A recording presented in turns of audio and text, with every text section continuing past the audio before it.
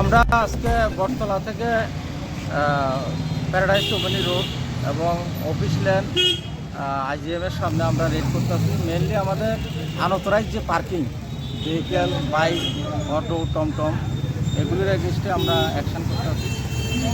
Sir, বিশেষ করে দেখা যায় এই আইজিএম চত্বরে প্রায় সময় এমন থাকে যানজট সৃষ্টি হয়ে যায়।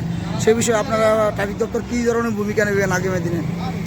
আমাদের এই স্পেশাল রেট ধারাবাহিকভাবে চলবে। আমরা আজকেও একটা গাড়ি এখান থেকে তুলেছি, বটতলা থেকে একটা বাইক তুলেছি, আরও কয়েকটা গাড়ি আছে, এগুলির আমরা অ্যাকশন জারি রাখছি এখনও, এবং এটা আমাদের চলবে, অব্যাহত চলবে। সাধারণ যান চালকদের প্রতি আপনার কি বার্তা থাকবে?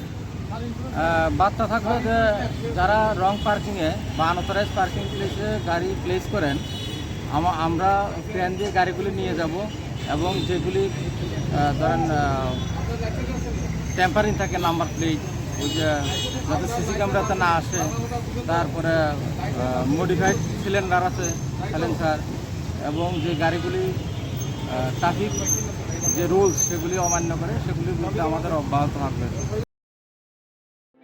Your dreams make you think better, bigger, and farther. Your dreams make you more human. I started here as a learner, and it is here I mentor new learners today. TIPS has given me the leverage to dream big and break all barriers. Come join TIPS to manifest your dreams.